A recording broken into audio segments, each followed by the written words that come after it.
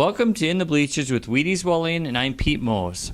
We'll start out with football, and we'll start with the Pine River Tigers. The Pine River-Backus Tigers won their first playoff game. Congratulations to the Tigers. They beat Royalton, and that score was 20-8, and that was on Tuesday, and they're going to play Saturday in the second round of the playoffs, so best of luck to the Tigers. A nice win for them after the game was 0-0 at halftime. They won 20-8. And then the Pequot Lakes Patriots, not as fortunate Wheaties. They had a heck of a game, though. They were seeded fifth, and they played the fourth-seeded Crookston team. I believe it was in Grand Forks. They had to move it because of field conditions. A 21-20, a tough loss after trailing 14-0 at the half. Yeah. What happened in that second half that turned that game and made it closer? Half, when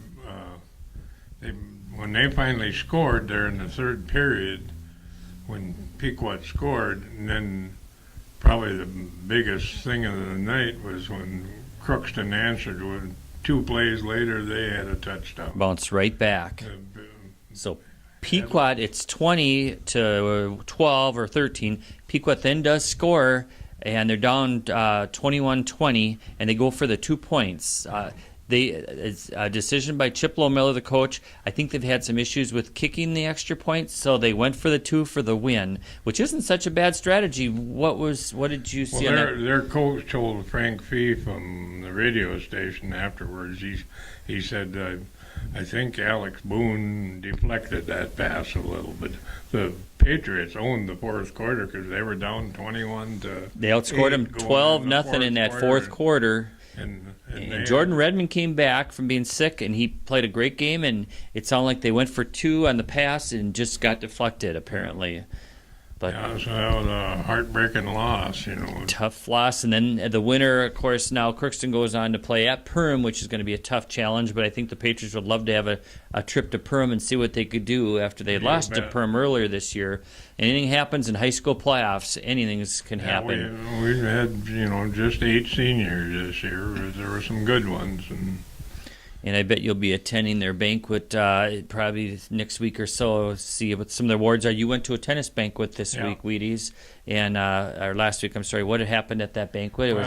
Haley Weebolt was voted the most valuable for the Patriots player. Tennis team. Okay, she's just a freshman, so that's liable to happen about 3 more times. And the tennis team had a great year. They just were in a section with a really tough Staples team that went on to the state tournament. I see they did lose both their matches at Staples. Twice. Yep. So Pequot was in a tough section, but they had a really good year, the Patriots did. Speaking of playoff Wheaties, the volleyball team will be playing. They're seeded second. They'll be hosting Park Rapids. It's Thursday right now, so they'll be playing tonight at home. And Park Rapids is a team they beat pretty convincingly earlier this year when Abby Palmer had quite a night. Yeah, she served 21 straight points in the first game that they won 25-4. And you don't see that very often, serving that many points. I think at least 13 of them were ace serves in that. She can jump serve as good as anybody I ever seen. Her and that girl Wadena, the coach's daughter over there. Okay. Was a great server. So we'll see how the Patriots do tonight. If they win like their seed says they should, if they're seeded second and Park Rapids is 7, they would host another match tomorrow night and possibly against the 3rd seed. Yeah. East Grand Forks Green Wave has got about the same record as we do. So. Okay. And Thief River is a 1 seed, so they got a tough road to get to the finals to get another shot at Wadena, because they're 1 seed in the bottom half.